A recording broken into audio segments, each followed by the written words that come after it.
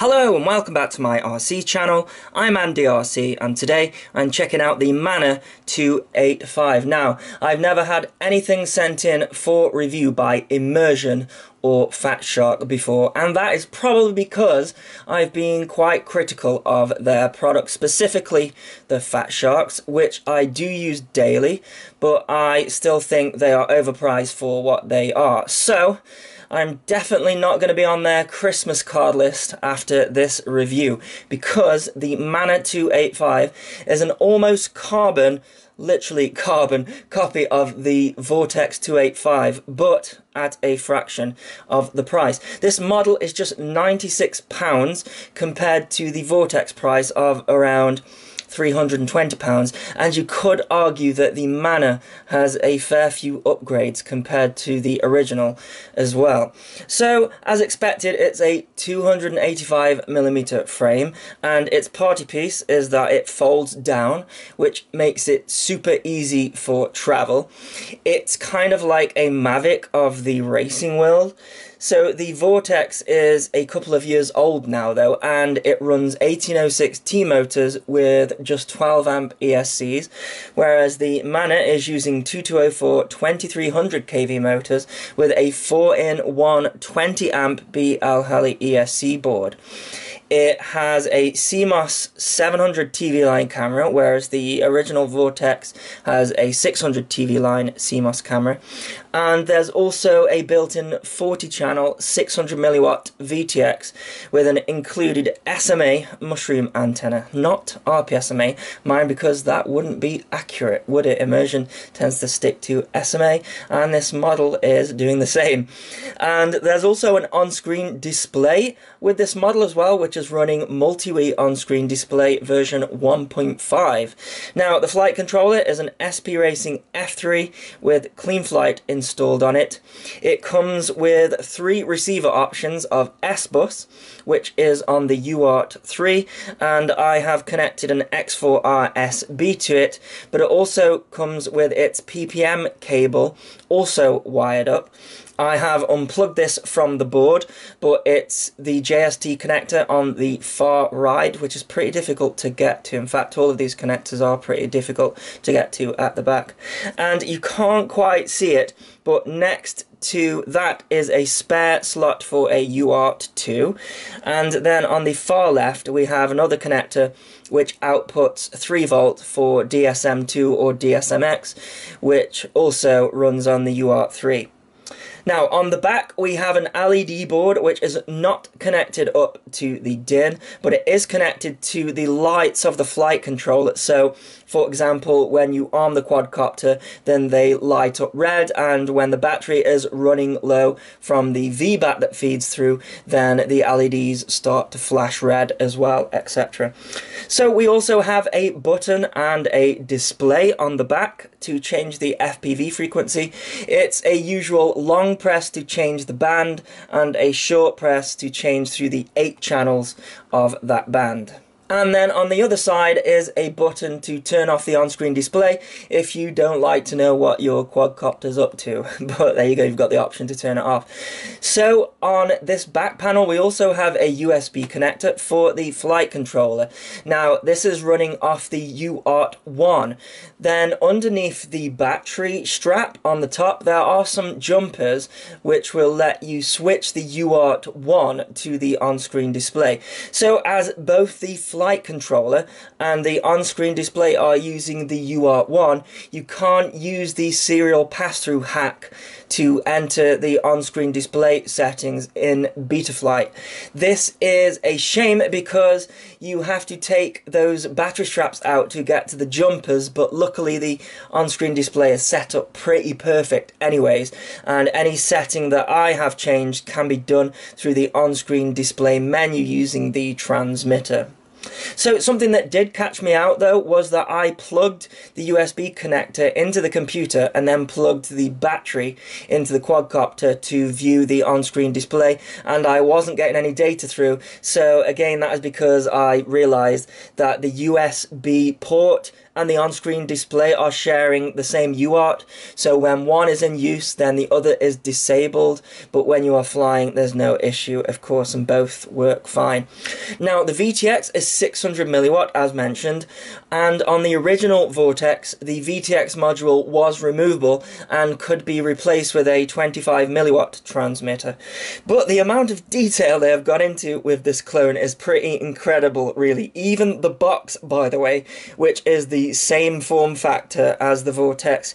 The VTX on the Mana is non-removable, but they have provided a jumper at the front which allows you to use an external VTX. They have also provided the pins for VBAC power and ground as well. However, I will need to take it apart to tap into the video feed because you can't access those pins very well either. So what does it weigh? Well, it being a 285mm model, I wasn't expecting it to be lightweight, and with a 1300 mAh 4S battery, which isn't included by the way, it weighs 590 grams, and a GoPro at the front would push it above 600 grams, which is heavy, but actually it's not that bad for its size. So we have two nice battery straps here to secure in the battery, and as it's a big model you can use up to a 2200 mAh 3S, but as I say, I'm going to be using my 1300 mAh 4S. They do actually recommend a 1500 mAh for this model though, probably because of its bigger size. So there's also a silicon anti-slip mat for the battery, and then in front of that is the hole where the VTX antenna goes. Now, I think the construction of this model is slightly different than the Vortex, but the SMA adapter is soldered directly to the bottom plate, which I can see getting damaged in a crash. Now, the flight controller does seem to be built into the bottom PDB as well, and then the all-in-one ESC board looks to be mounted above that, which again is different to the Vortex because the Vortex had its ESCs in the arms. Then at the front we have a huge plate for the camera. It is vibration dampened and also houses the 700 TV line camera, which has a switch on the back between NTSC and PAL. Now, in my opinion, we don't need the FPV cam to be dampened, but if I'm to complain about the design, then I should probably be complaining to immersion. The vibration dampener has clips on it to stop the camera ejecting in a crash as well. Now, the camera angle can be moved. It's on a ratchet system. However, I found that when the arms are folded, the motor wires, which are on a flex, do push the camera back to its fully up position.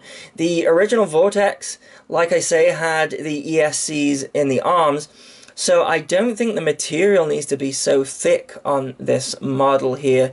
It looks like they just wanted it to be as authentic as it could be to the original, and they have done that, with the only difference being the shape of the holes that have been cut out of the frame to make it lighter. Speaking of the frame, it's pretty much identical to the Vortex in every way. The quality of these plastic brackets is really impressive. Now, I don't have a Vortex, like I say, but I know there were some issues with the fitting of these brackets early on with the Vortex, and these ones are all fitting really flush. The top plate is carbon fiber, as well as the arms, and the arms lock into place nicely and should just pop out in a crash. The bottom plate is the PDB, and that looks to be secured in with glass fiber plates for reinforcement, and there is a CG line underneath so you can get your balance right before your flight. So all in all, not only is this a very cheap clone of the Vortex, but its components seem to be an upgrade to the original as well in every single way. It's even got a voltage buzzer and a lost model alarm built into it as well. I have a feeling I could get in trouble saying that. But there has to be some downsides, and from what I can see, there aren't any spare parts for this model at all. So if that VTX gets damaged, or the ESC blows, or even if you break the frame, then at the moment I can't see any spares. I'm not sure if this is a new model either. The Vortex certainly isn't, so I have no information if the spares situation is going to change for this model. But for £96 though, and for what you get, that might be worth the risk. And I can't confirm this, but I wouldn't be surprised if the majority of the Vortex frame parts would fit this model anyways. Now, as they have made this model so close to the original, it has a pretty old version of CleanFlight loaded onto it. The new CleanFlight configurator wouldn't read the firmware that was flashed to it, so I took the risk and flashed Betaflight to it. It is a risk because there's no indication of a bootloader pad on the flight controller, and if there is, you will have to take it all apart to get at it, because I can't see one from here. Now, that doesn't sound very appealing, because look at all of those screws. I don't fancy taking that apart at all, and if the board bricks, the quad could be completely unusable. So I took the risk and flashed the latest Betaflight to it, and it installed no problems. It didn't get stuck or anything like that. And before doing so, I did a dump of the CLI in CleanFlight, which it does still let you do if you don't have compatible firmware. However, the setup of the original flash was pretty irrelevant now, because of how different Betaflight is to the old CleanFlight. So as for the setup, I had to put the serial RX on the UR3, as well as calibrating the ESCs and setting the min throttle to about 1040, I think it was. And I also set up my super rate to 0.8 and the channel map to TAER. Then I'm going to try the stock PIDs as well. So let's talk about the props next. Just like the original Vortex, you are given 5-inch dual props, and these are 5045.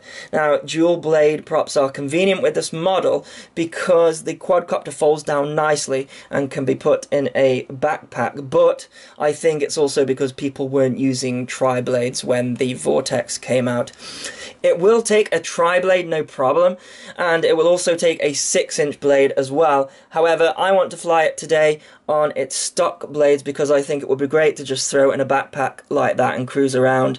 If you did stick tri-blades on there, I don't think it'd be as portable. I don't think it'd fold down, just have the props sticking out more.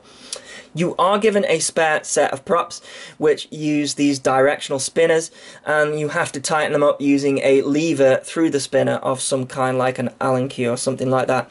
You are also given a spare battery strap. I guess this is for mounting your camera, and we're also going to manual as well. So I have connected it up to my Tyrannus, and I'm going to use my Fat Shark Dominator HD3s to record the DVR for you to watch. So let's go and take it for a fly. Okay, let's try it line of sight. First of all, I'm going to stay in angle mode. How bright those LEDs are, so bright. Good for if you're flying with other people. It's strange flying a model so big. I'm not used to it. Very windy day here today. Let's see what the punch is like. Wow.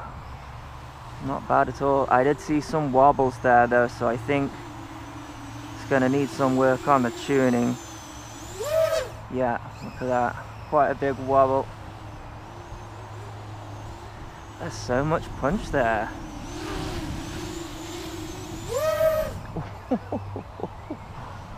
Yeah, definitely wobbling about a bit though. So I'm gonna have to play with it a little bit. Not tuned a model that's this big before. Fairly quiet with just the 2 blades. Not sure I dare to go into acro. Oh yeah, not too bad. Yeah, it's actually just angle mode that it was doing the wobbling in, I think. Stop doing it now.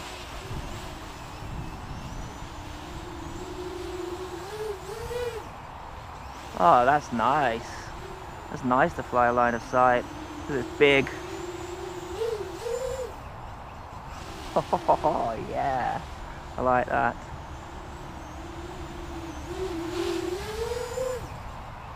Yeah, it's flying smooth now. It's just the angle mode. It was sort of rocking about under power, I guess. Yeah, completely flat now. Maybe the tune is alright. I think I like this. Oh, yeah. That's cool.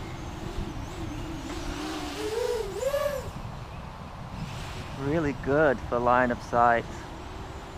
No, I don't feel like I'm struggling for orientation at all. Do some nice smooth maneuvers. So much power as well. Look at that. This thing will be a monster on a tri-blade. But it's fine just on the two-blade. And, don't know if you can hear, there's the lost model. How have they done that for this price? I'm not sure I want to know. Oh, it's so windy. Imagine this on a 6-inch as well. Wonder if it could take it with them being 20 amp ESCs. I think it could, you know. Definitely could on a 3S. Having too much fun with this one. I could fly it like this all day.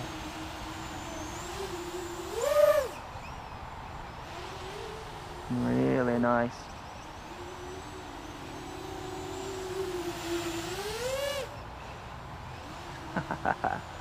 Yeah, I think this would be a good one for beginners because it's big. Obviously, you know, learn how to fly your brushed micros first before getting something like this. But it's big, so it's good for doing line of sight with, which is important. It's fast and it's upgradable and it's cheap. Anyway, let's come in for a landing and see how it FPVs.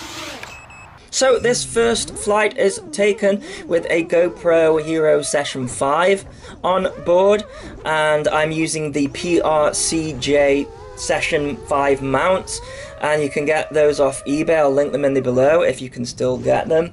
Now I flicked to some DVR footage, and the first thing that I noticed straight away with this is this has got to be one of the cleanest FPV feeds that I have seen come from a quadcopter with a on-screen display. There's virtually no noise at all and hardly any breakup no matter what maneuver I was doing. So that antenna that you get with it, really good, and just the way that this thing has been put together, really impressive, I think, for that price point. So I am flying with the dual blades here, and with the GoPro mounted on top, you can definitely notice a lack of power compared to like a hardcore racer with tri-blades. But that being said, it was really nice to fly. In fact, you might notice that the tuner's looking really nice. Now, when I flew it line of sight, I noticed in angle mode some wobbles, and then when I flicked to acro, it wasn't so bad, but when I came to FPV with it, it was pretty shocking. So I then proceeded to spend around about an hour tuning this model, and it was really easy to do so as well because we've got that on-screen display. We can use the transmitter to go into the on-screen display menu and alter the PIDs from there, and what I will do is overlay my PIDs here that I found great for this model.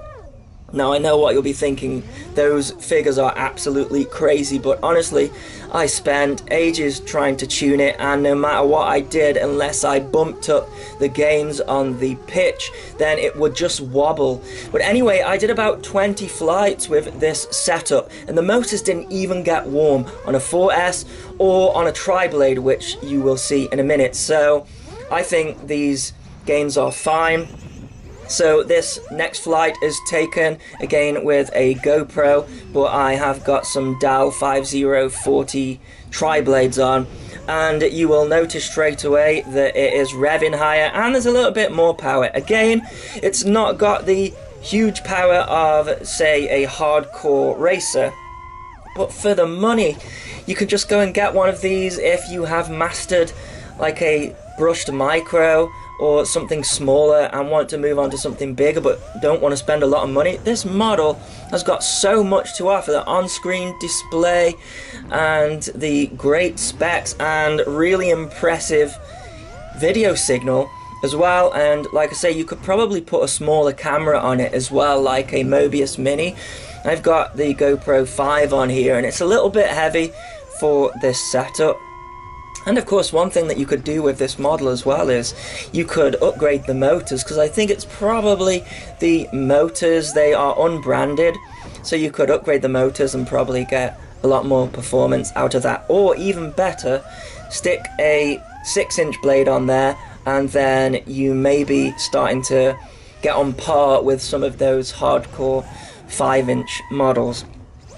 Now, one thing that I thought was interesting is with this battery, so it's a Turnigy Graphene 4S 1300 milliamp, I actually got a longer flight time with the tri-blade DAL props on than I did the dual blades, which I thought was surprising. So must be some inefficiencies going on there with the blades that they give you.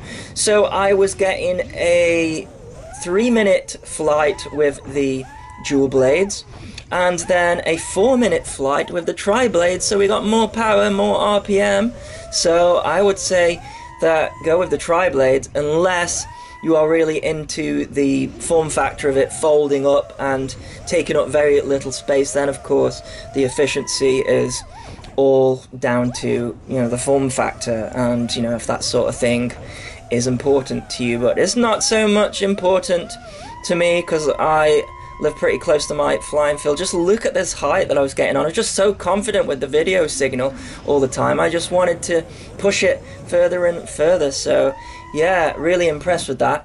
And the next thing that I did was I took the GoPro off completely and then tried a flight with the tri-blades and also with the 4S battery, and then there was even more power then because the GoPro is what, like 88 grams, so you know, without that it was about 590 grams. And again, that's another way that you can lose weight and gain a bit more power with this model. And actually, because the video feed was so crystal clear, you might be fine not having a GoPro. I'm not saying that it's on par with the quality of a GoPro, of course, but you know, if you are just starting out and don't want to spend a lot of money, then the quality of the FPV cam with this one is really impressive.